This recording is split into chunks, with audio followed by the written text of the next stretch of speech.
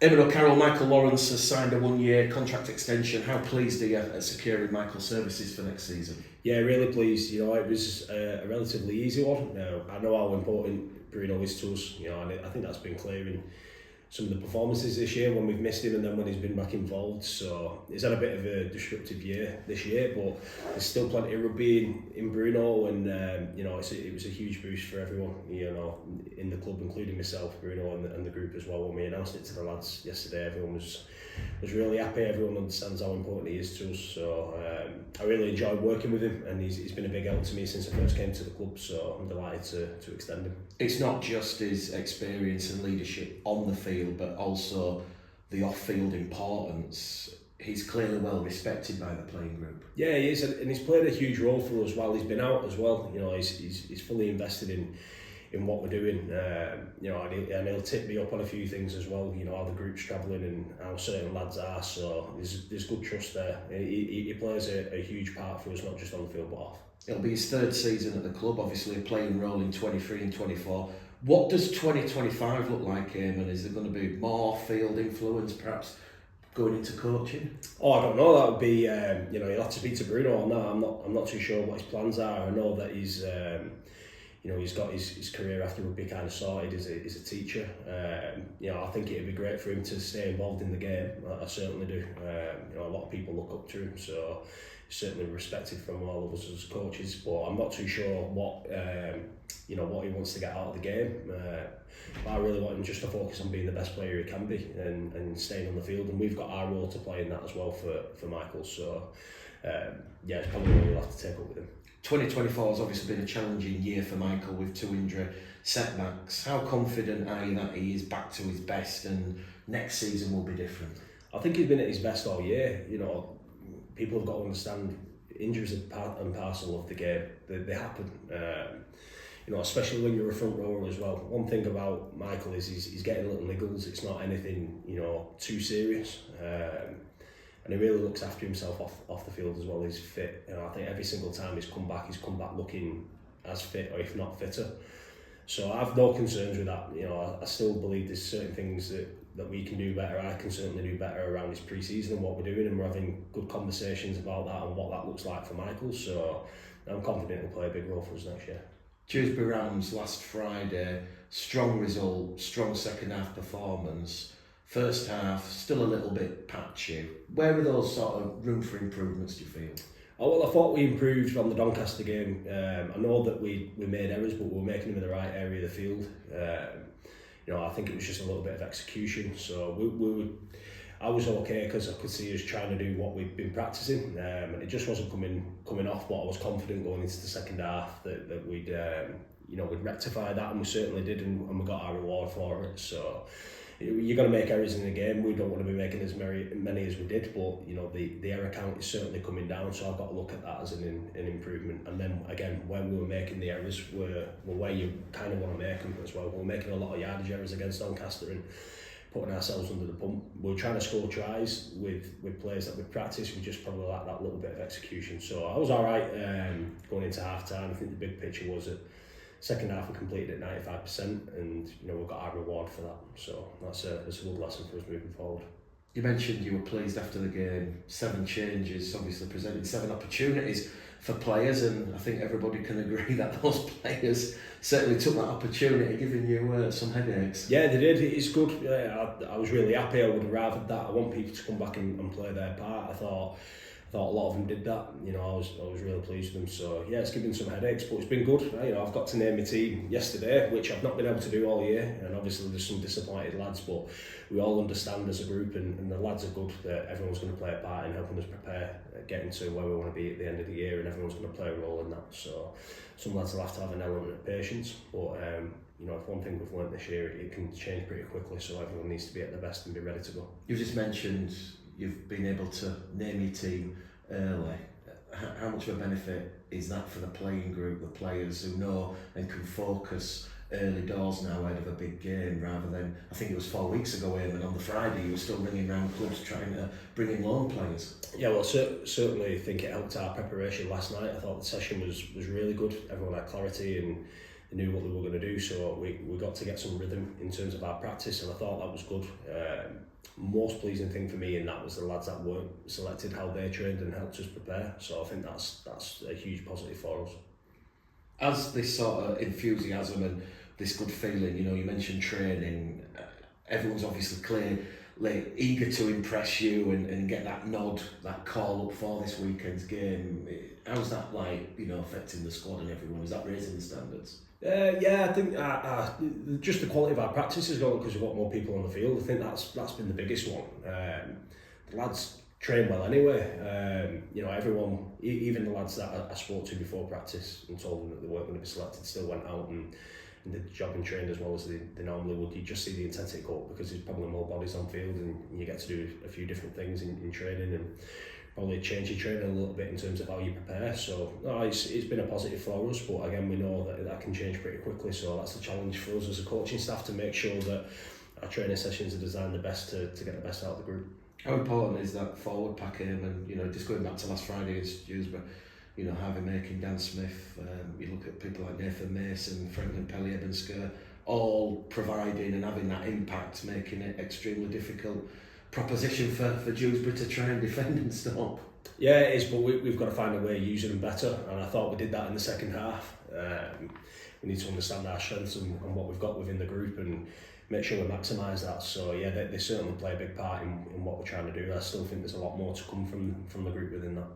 When you picked your squad this week, your team to face Sheffield, how easy or hard was it to ultimately decide on that 17 to face Sheffield? No, it was easy. I was pretty clear. There was maybe one or two in there that, you know, were difficult conversations because, you know, they may feel that they shouldn't necessarily be out. But I think that's a great position for us to be in. Again, you know, we've referenced it before. We've not been in that position. So as a coach, that's what you want. You want to be having some difficult conversations. I think it's just important now that I help those lads get back in the team. Max Lehman, Michael Lawrence, Mitch Suter, Aribi Doro, all rested last weekend, chomping at the bone to return this week. Yeah, there will be, and there's some other lads in there, obviously who played their first game. So Dan Smith and Nathan Mason, they all want to be in the mix. So yeah, it's been a good week. It's good to see the lads desperate now. I think they sense that hopefully we'll be in the playoffs and they want to be part of that. George Tafua back from his suspension, but it was a really strong showing from young Jack Smith. Yeah, I thought he was outstanding. He's such a great kid. It's a credit to Leeds.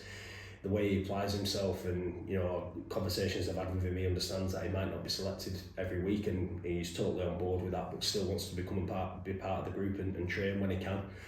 I think it's important he finds the balance to that and still, you know, he's present at Leeds, you know, so he can impress the new coach there. But a great kid, really enjoy working with him, and, you know, I think he's going to be a big player over the next couple of years when he matures physically. But I thought he had a strong game for us, so I was really impressed. And when you're telling those players who perhaps played last week against Dewsbury that sadly they've lost the place this week, how are you approaching that and how are they dealing with that? Just honesty. Yeah, I think honesty is the best way. You just have to be open and give your reasons, and sometimes there's some good conversations, you know, they fire back, which is good, but ultimately I'm pretty clear on which way I want to go, and so the rest of the coaching staff, and it's just important that they understand they've still got a huge role to play for us this year. You mentioned last week potentially some injury news for Logan Bayliss and Jared Sammer. What's the latest with those two? Yeah, Logan's going to be missing for a couple of weeks. He's got a bit of a hip flexor issue there, but it's not too serious. We've got some good news on Jazz this week, so you know, he won't be selected, but he'll be up for selection probably next week. Kieran Gill, Chester Butler, Joe Arundel and Jordan Baldwinson, they're the only four then who are out. What's the latest with those four, that quartet? Baldy's progressing well, had an injection in his knee, he's just had some reaction, which is normal when you've been out for such a long time with the type of surgery that he had. So yeah, he's still going to be absent for a little bit, but we're hopeful now with this injection it will speed his recovery up. Yeah, Chester, hopefully he's making the right strides again, but still a couple of weeks off. Joe Rundle's back training with the team, which is really good, but won't be up for selection this week. Hopefully in the next couple of weeks he will. I think he needs a good couple of weeks training. Who was it for? I forgot. Kieran Gill. Yeah, Kieran's good. Yeah, he's looking to be fit for Halifax, which is good, but he's progressing really well, so, you know, he could be a week early. Obviously, he'll be chomping at the bit really to get back on there. Yeah, they all are, mate. Which is good. Which is good. You know, Gilly prides himself on playing every game, and you know he's obviously very disappointed now that he's not. But again, it's important that those lads that come in and play there do a good job, and you know I feel that they have. I think Romain was fantastic at weekend, and you know kind of throwing him in there. He's not done a great deal of training and repetition in the centre, but you know I know from my time at Catalan where he's played and trained there, he's done a good job. So I thought he was great. It's Sheffield Eagles on Sunday, a big game with a lot of risk, but equally a lot of reward attached to it. How are you approaching this one? Yeah, just solely focusing on Sheffield and not looking too far ahead. Yeah, I think this is going to be a great game. Last time we played them here, it was a real intense game, and we showed some vision of that this week. And just saying, look at the intensity that we're playing at, and that's the level we're going to have to be at, probably even more this week. So. Pose a lot of threats, playing on a nice big field, which is good. We're excited about that. And yeah, we know the reward of it will be good, but we can't look too far ahead. We just need to nail our objectives and everyone be on. And then hopefully we'll be on the right side of the result, which I'm sure we will be if everyone does the job. It's clearly a big game which will go a long way to influencing the makeup of the top 6 in a month's time. Are you approaching this one with that playoff mentality? We have done probably the last 4 games. We spoke about that. We've probably not got up to that level, the level that we'd want to, but we spoke about building now to be at that intensity. It'll go up, drastically, the intensity of each game, and that's what we want. We want to be in them top end games. So that's a challenge for us. We're trying to replicate that in training as well, making sure we're nice and intense in everything that we're doing, but getting the balance right, making sure that we're getting the quality as well. So yeah, I get a sense from the group that they're excited about that, and I'm excited now to see if they can get to that next level. How much of a benefit do you feel the weekend off will be for your playing group, having that sort of extra freshness? I think mentally more than anything, just having the ability to have a bit of a break and forget about rugby, I think it does everyone good. That's our job as coaches to probably not switch off as much, and you know, I think that's probably helped the training this week. You know, we have been quite intense in what we've been doing. We've got another session tonight, which will be good. But I think, you know, it's always nice to have that Friday night game and, you know, give the players the ability to get some time off. Some went away, which is great. Some will have just spent some time with the families and probably stayed away from the training ground as well, which, you know, freshens everything up. Sheffield have lost the last 4, clearly in a tough spot. Does that make it easier or harder to prepare for us? No, this is going to be a really tough game. I really like the way they play. They really challenge you. They move the ball about, but then they've got the ability to go through the front door as well with their forward pack. So I think it's a perfect game for us, you know, to see kind of where we're at. You know, we know their threats. They've got quality throughout. So I don't buy into the fact that they've lost their 4 games. They lost their forward, still in a strong position as well. So. I think there'll be an element where they're hurting as well from the last time that we played them, and we need to make sure that we're at our best. You mentioned threats, especially that edge of Gulliver, Dawson, Jones, which I think has scored about 25 tries so far this year. Yeah, very good, and you know, it probably goes unnoticed just what their middles are doing for them to be able to execute that. You know, I think they've got a good balance in terms of generating ruck speed and then moving the ball for them as well and exposing you on edges. So. You know, got some smart footballers in there as well. If you don't organise your line right, they'll pick you apart. You know, with you like to Marsh and your Astons and stuff. So again, we're going to have to be at our best. Final 2 questions, Eamon. You mentioned at the start of the final 8 games that you were splitting those into 2 4-game blocks. How happy are we with the first 4-game block? Yeah, that's a good question. Because. Yeah, we should be happy, but I wouldn't say we're totally satisfied. We're still hurting with that Featherstone game. You know, when you look at it as a whole, we played 4 teams, we nilled 2 of them. You know, we won 3 of them games and lost 1 by 1 point. So you think, yeah, you should be happy, but we always look at the overall, and we feel that we hurt ourselves massively in that Featherstone game.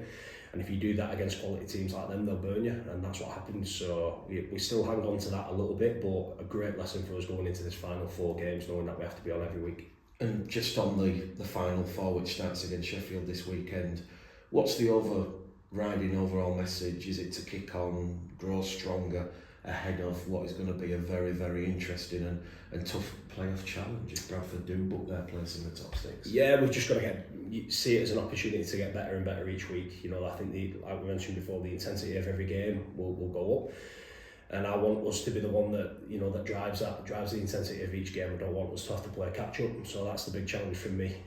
You know, I think it's a good month now, playing some really good teams who are all in or around us or have got their own reasons why they're desperate to win. So solely focusing on ourselves and what we're doing, and I think that combined with the fact that we've got some fresh bodies around and we're obviously in a strong position in that sense will help us. The key to us is making sure that we keep people on the field.